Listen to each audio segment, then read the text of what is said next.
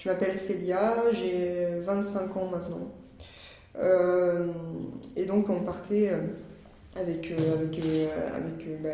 des gens faire une compétition de natation, c'était les championnats de France à Bordeaux. Quand on est revenu de Bordeaux, on arrive donc je suis en fauteuil, on arrive vers les portiques d'embarquement. Puis ça sonne, ça bip, c'est à cause du fauteuil. Donc ça a bipé, ils nous ont demandé de nous lever. Puis en fait, le gars qui était avec moi, il n'a pas voulu, il a dit oui pour nous mettre dans un autre fauteuil. Parce qu'en fait, quand on est handicapé, on nous met dans un fauteuil où il n'y a que des poignées en fait. On peut pas se déplacer seul. Et donc du coup, le gars qui était avec moi, il a dit oui, nous on ne veut pas, c'est une atteinte à la dignité de la personne. S'il faut pouvoir se déplacer, s'il faut pouvoir aller aux toilettes, s'il faut pouvoir aller chercher à manger, on a besoin de notre fauteuil.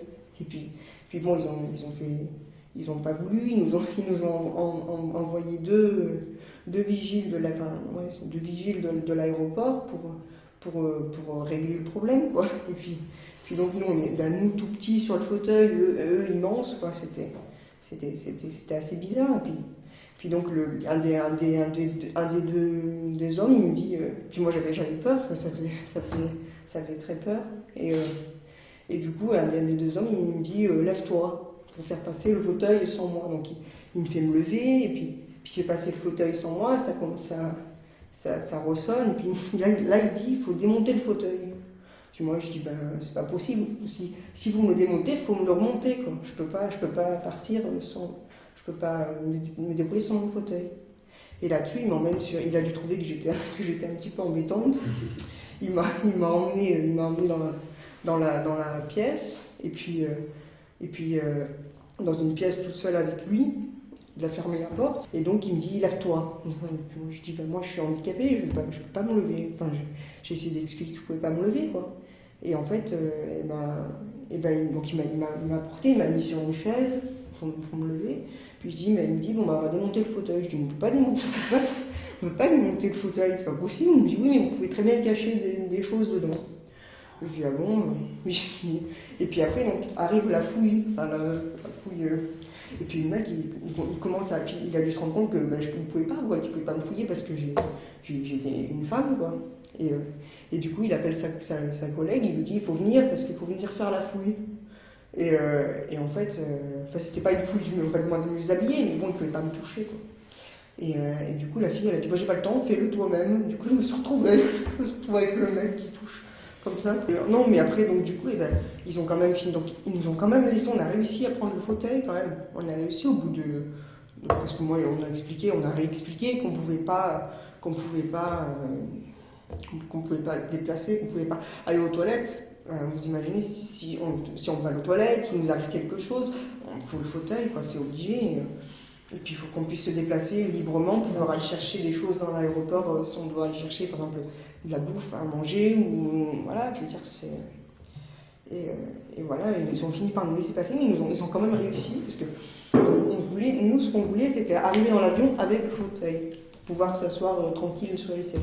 Mais ils ont quand même réussi, hein, ils nous ont refouillé leur fauteuil quand même à la fin. Hein.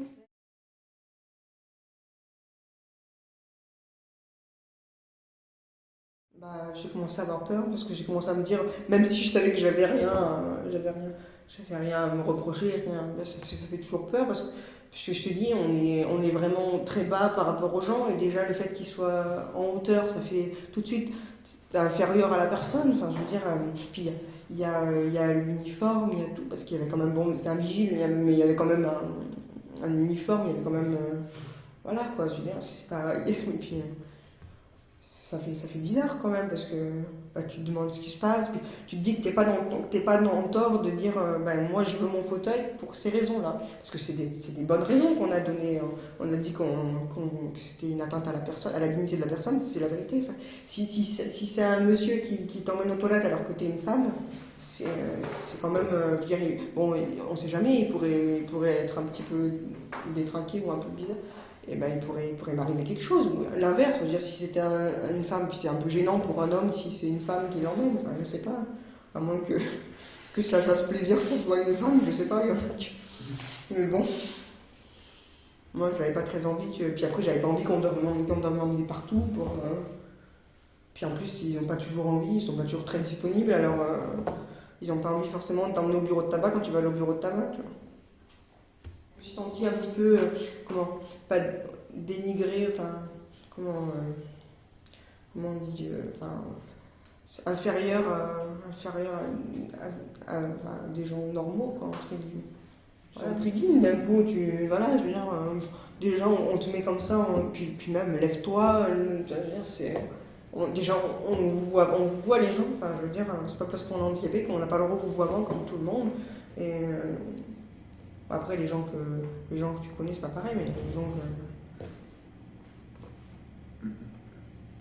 ouais, parce que bon, on demande pas aussi si ça sonne, bien sûr, mais bon, on ne va pas faire lever quelqu'un qui peut pas se lever, on fait pas lever, enfin, je veux dire, c'est. Pourtant, on leur a dit, hein, bon, je peux pas me lever, je peux pas. Puisqu'il y a le gars qui était avec moi, il s'est énervé très très vite. Alors moi, j'ai commencé à avoir peur parce qu'il s'est énervé très très vite. Moi, je suis calme justement pour éviter ce genre pour éviter les problèmes. Et lui, ça l'a énervé. Moi, c'était. Et en fait, le fait qu'il s'énerve, ça faisait monter la pression sur les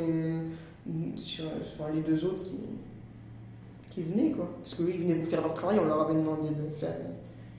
Et donc, ça leur plaisait pas qu'on dise non, quoi.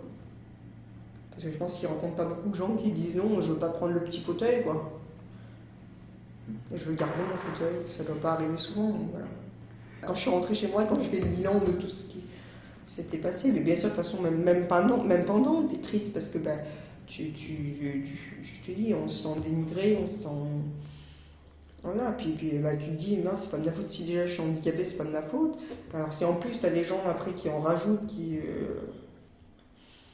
voilà quoi. Puis de toute façon, comme toutes les autres différences, c'est pas de ta faute si t'es noir, c'est pas de ta faute si t'es. Ah, voilà, et c'est pas non plus. Voilà quoi, c'est pas une tare, c'est pas. Handicapé, c'est pareil. C'est pas une tare quoi. C'est un état et puis c'est tout.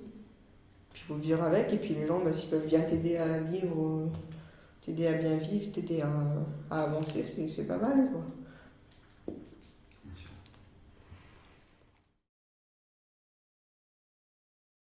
Et c'est après que ça m'a rendu vraiment triste parce que je me suis dit, quand je suis rentrée chez moi, je me suis dit, mais qu'est-ce qu'il faut faire? Est-ce qu'il faut que j'écrive à Air France? Est-ce qu'il faut que. Puis mes parents m'avaient dit, oui, on peut même porter plainte. Et bon, on a pas fait parce que j'avais pas envie de tout ça. Mais bon.